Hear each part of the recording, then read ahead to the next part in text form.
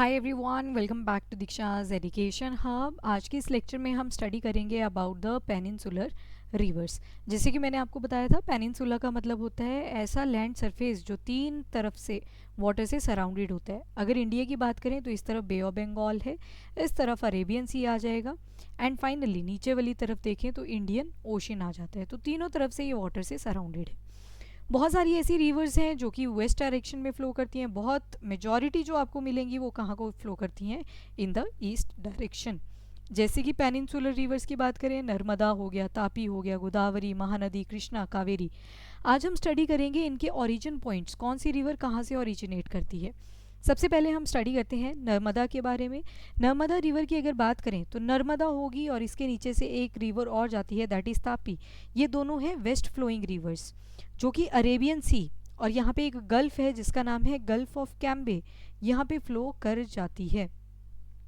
अगर नर्मदा की बात करें तो ये दो रेंजेस के बीच में लाई करती है। ऊपर की तरफ विंध्यान रेंज है और नीचे की तरफ सतपुरा रेंज आती है और बीच में से फ्लो करती चलती है।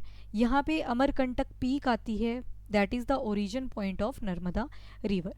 उसके अलावा एक और रिवर आपको यहाँ पे मिल जाएगी which is Mahanadi river.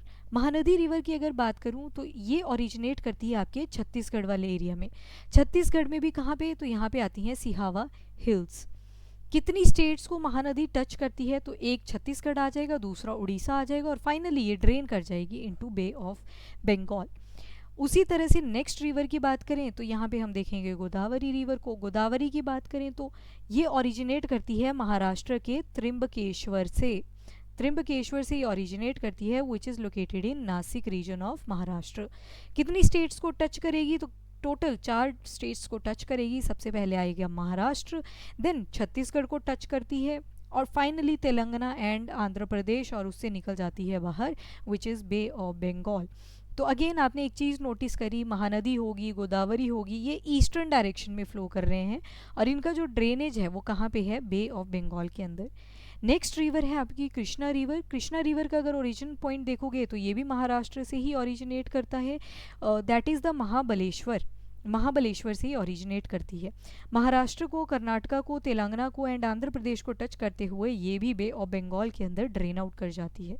Then next river is Kaveri, जिसके डिस्प्यूट्स भी आप again and again current affairs में पढ़ते रहते हो, न्यूज़पेपर्स में पढ़ते रहते हो।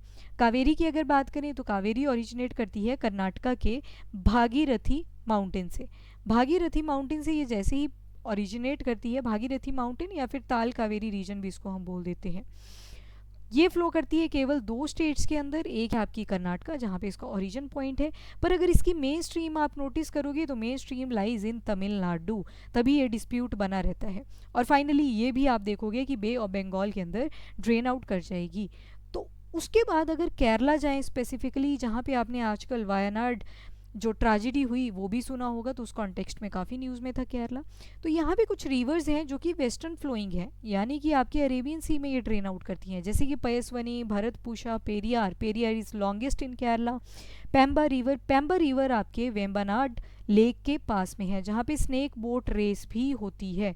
So that's all about your peninsular river. हमने उनके ओरिजिन पॉइंट देखे एंड कौन सी रिवर कहाँ पे ड्रेन आउट कर रही है, वो सब चीज़ें इस वीडियो में हमने कवर अप कर ली।